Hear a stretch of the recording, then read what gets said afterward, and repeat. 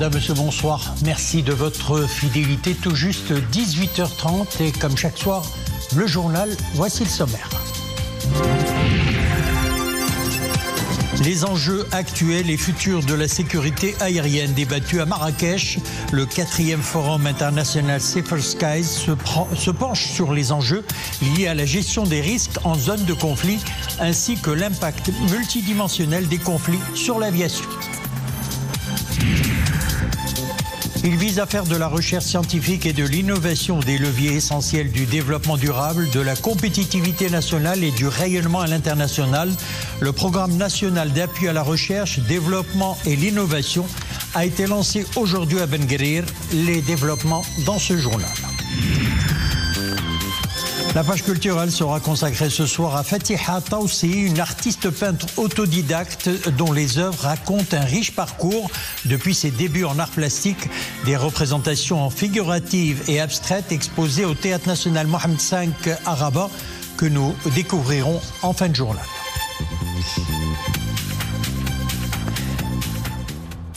Marrakech, ville hôte de la 4e édition du Forum international de la sécurité aérienne, Safer Skies réunit des représentants de l'Organisation de l'aviation civile internationale, des experts en gestion des risques pour débattre des moyens de protéger les vols civils opérant à proximité ou au-dessus des zones de conflit. L'occasion de se pencher également sur des solutions concertées face aux défis croissants que posent ces conflits armés à la sécurité aérienne. Hassan Meskour, Nissil Hamdaoui.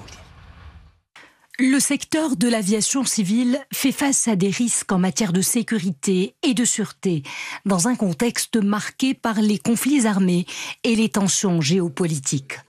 Pour relever ce défi, les participants au 4e Forum international sur la sécurité aérienne à Marrakech échangent leurs points de vue sur les meilleures pratiques préventives à même de remédier à toute menace qui planerait sur l'espace aérien.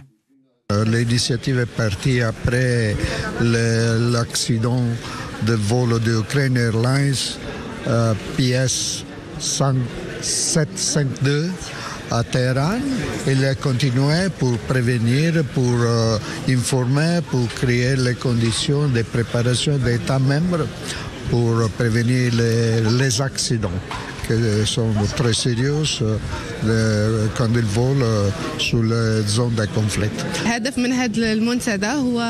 L'objectif de ce forum est le partage des expériences sur l'évaluation des risques, notamment au niveau des zones de conflit, sans oublier la sensibilisation aux mesures à prendre en cas de fermeture des espaces aériens suite aux menaces des conflits. Le Royaume est fortement impliqué dans la sécurité de l'aviation civile à l'international, de par sa position stratégique en tant que carrefour mondial du trafic aérien. C'est d'ailleurs ce positionnement qui lui a valu l'organisation de ce forum d'envergure.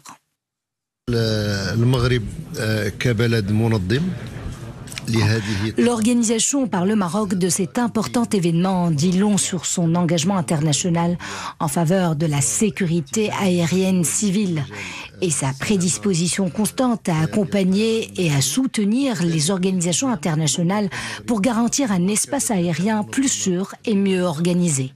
Tout cela intervient en droite ligne avec la vision royale qui a pour but de passer de 30 millions de voyageurs actuellement à 80 millions à l'horizon 2030.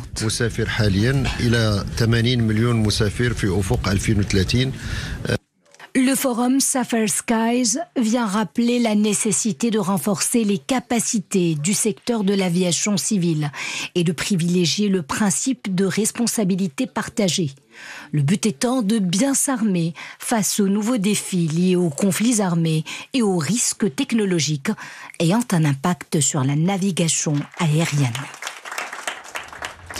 Le programme national d'appui à la recherche et développement et à l'innovation, un dispositif visant à mobiliser l'ensemble de la communauté scientifique nationale et à renforcer les synergies entre les chercheurs et les établissements d'enseignement et de recherche au Maroc. Le programme a été lancé d'ailleurs aujourd'hui à Ben Guerir en présence d'éminentes personnalités du monde académique et de la recherche ainsi que des représentants d'institutions nationales dotées d'un financement d'1 milliard de dirhams. Le programme entend stimuler une recherche scientifique et technologique d'excellence. Omar Jleidi, Youssef Chergui, Sofia Fegrout. Ce qui pousse dans les champs est aujourd'hui pensé en laboratoire. À l'université Mohamed VI Polytechnique, par exemple, ce laboratoire travaille à sélectionner les graines. Donc, même on peut tester la viabilité des graines. Dans ces colonnes à bulles, c'est l'eau qui fait l'objet d'études. Des études souvent très coûteuses. Voilà pourquoi le programme national d'appui à la recherche, développement et l'innovation a été créé. Il s'agit d'un fonds conjoint d'1 milliard de dirhams, financé par le ministère de l'Enseignement supérieur, de la recherche scientifique et de l'innovation et le groupe OCP.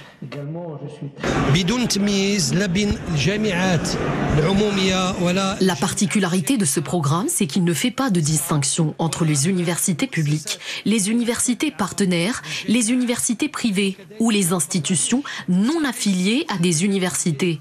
Ce programme concerne tous les domaines de développement de notre pays, avec une attention particulière à nos priorités, comme l'eau, les énergies vertes, la sécurité alimentaire et la cybersécurité.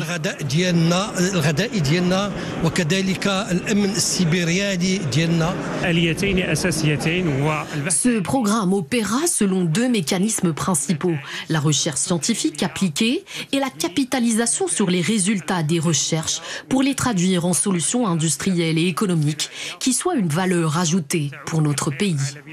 Stimuler une recherche scientifique et technologique d'excellence, tout en formant une nouvelle génération de jeunes chercheurs prêts à relever les défis de demain. Le fonds sera destiné à 3 catégories de sous-programmes. Le premier à destination de tous les chercheurs marocains, le deuxième à destination des jeunes chercheurs qui démarrent à peine leur carrière académique et le troisième pour l'accompagnement du système de l'innovation. À travers ce fonds et à travers les mécanismes mis en place par l'UM6P, l'ensemble de la communauté des chercheurs marocains vont avoir accès aussi aux plateformes de recherche acquises par l'UM6P. Le programme national d'appui à la recherche, développement et l'innovation s'inscrit dans le cadre de la mise en œuvre des hautes orientations royales visant à faire de la recherche scientifique et de l'innovation des leviers essentiels du développement durable, de la compétitivité nationale et du rayonnement international. La politique hydrique africaine de l'eau, post-2025, le sujet est au cœur des consultations régionales du Conseil des ministres africains chargés de l'eau pour l'Afrique du Nord, dont les travaux se sont ouverts aujourd'hui à Rabat. Cette réunion, dont le Maroc assure la présidence pour le mandat 2025-2027, vise à recueillir des propositions préliminaires et des recommandations sur les enjeux prioritaires liés à l'eau et à l'assainissement, tant à l'échelle sous-régionale que continentale. Il s'agit de mettre en place également une gouvernance stratégique, inclusive et coordonnée, impliquant toutes les parties prenantes. Écoutons ces déclarations. Il y aura plusieurs thèmes qui vont être abordés, y compris la gouvernance, la qualité de l'eau, la gestion des données, le rôle que joue la science et la technologie pour une meilleure amélioration et bien évidemment, quand on parle de gouvernance, tout ce qu'on peut mettre en place pour apporter cet équilibre et la disponibilité de l'eau à travers du continent. Nous avons tous les aspects qui concernent l'eau potable et l'assainissement, donc les objectifs du millénaire, l'ODD 6. Nous avons la question du financement, la question des infrastructures, l'aspect des inondations aussi, c'est une thématique importante, la gendarisation aussi et la data, le système d'information. Donc nous aurons ces 2 jours pour pouvoir faire les consultations. Donc il y a des pays qui ont assisté, d'autres qui assistent mais à distance. Et donc nous avons débattre ces questions et l'objectif final en fait, c'est de préparer la vision africaine et préparer aussi la réunion ministérielle qui aura lieu à Lusaka en mai 2025. Actualité internationale, aucun répit à Arzaou. L'armée israélienne poursuit ses bombardements sur l'enclave palestinienne. La défense civile de la bande de Gaza a annoncé aujourd'hui la mort de 19 personnes, dont 5 enfants, dans une frappe sur une maison à Deir el-Bala. 10 autres ont été tués dans 2 frappes, l'une à Arzaville et l'autre à Beit Lahia. Sachez également que Reporters sans frontières a condamné la frappe israélienne sur une tente abritant notoirement des professionnels de l'information près de l'hôpital Nasr. Autre conflit également au cœur de l'actualité internationale, celui entre la Russie et l'Ukraine. Moscou a affirmé avoir repris à l'armée ukrainienne l'une des dernières localités que celle-ci occupait dans la région russe frontalière de Koursk, d'où les forces de Kiev sont désormais pratiquement totalement chassées. Les troupes russes sont désormais en passe de menacer la région ukrainienne de Soumy, qui fait face à celle de Koursk, où elles ont déjà réalisé des incursions ces dernières semaines. Et puis la Corée du Sud désignera le 3 juin prochain son nouveau président, une élection présidentielle anticipée, donc pour connaître le successeur de Yoon Suk-yeol, destitué après sa tentative ratée d'imposer la loi martiale en décembre. La Corée du Sud n'a plus de président titulaire depuis le 14 décembre, date à laquelle l'Assemblée nationale avait voté la destitution du conservateur. L'élection présidentielle en Corée du Sud ne compte qu'un seul tour.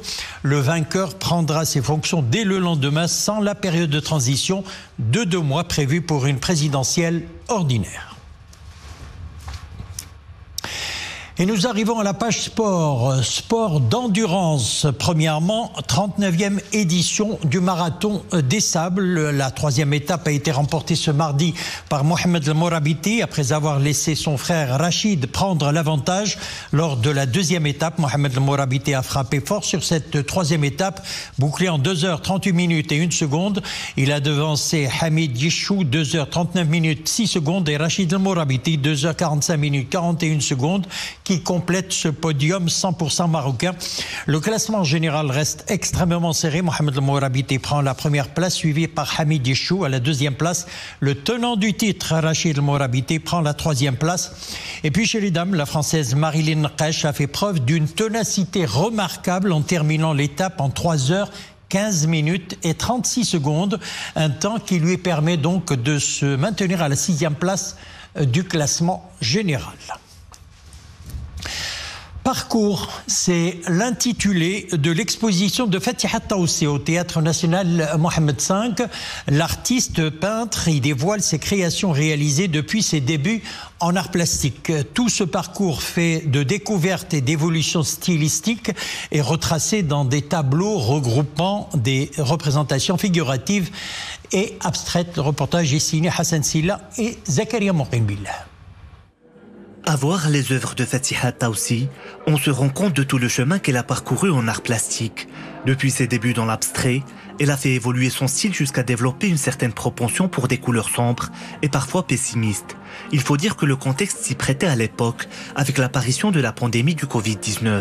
Le retour à la normale s'est répercuté dans ses œuvres, donnant lieu à des touches plus claires. L'exposition intitulée Parcours retrace cette évolution. Il y a différentes catégories de peinture, différentes catégories de thèmes, suivant les années, suivant le changement de l'humeur, de l'état psychique. C'est pour ça que je l'ai intitulé ma salle. Pour ces tableaux figuratifs, Fatiha Taoussi opte pour une palette chromatique vive et joyeuse. La finesse des traits y côtoie une touche personnelle dans la combinaison des couleurs. Les techniques de peinture aussi entre l'acrylique, la peinture à l'huile et la technique mixte. La plupart des toiles reflètent des paysages de la nature marocaine. D'autres représentent la femme marocaine. Toutes les œuvres sont expressives et sont imprégnées par la touche personnelle de l'artiste. Aussi, les idées et les sentiments qui sont peints peuvent être interprétés de différentes façons.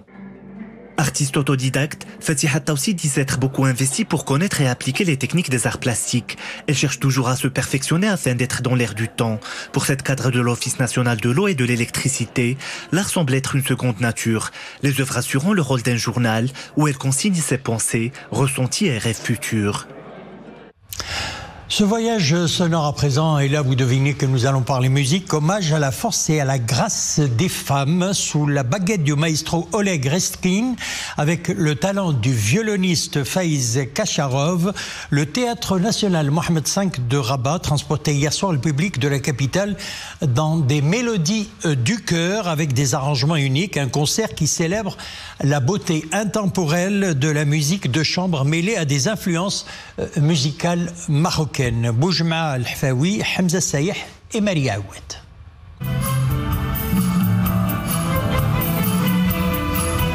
Des mélodies et des airs d'opéra que tout le monde connaît et susurre à l'abri des regards et qui, sous la houppette de l'orchestre symphonique royal, prennent tout leur sens. Intensité, force et sensibilité émanent de la scène où les violons, les violoncelles, les harpes et au bois se mêlent à la danse hypnotique des émotions, comme un voyage au cœur du suprasensible. Encore toute émue, c'était une soirée remarquable. Les arrangements de ce chef d'orchestre sont extraordinaires. On apprécie beaucoup le travail qu'il fait et toutes les soirées magnifiques que cette formation, cet orchestre nous donne. Quel que soit d'ailleurs les instruments de musique.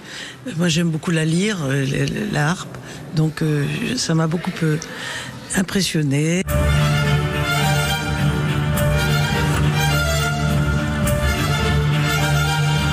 À l'accoutumée, le maestro Oleg Restkin signe des arrangements musicaux des plus envoûtants, riches de ses nuances et de la fluidité de ses envolées.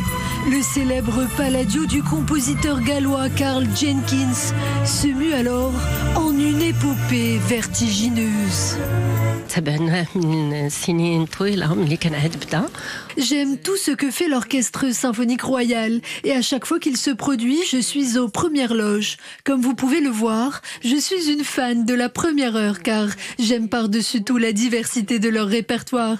Il y a du jazz, de la musique marocaine, de la musique classique et tous les ingrédients pour passer un merveilleux moment.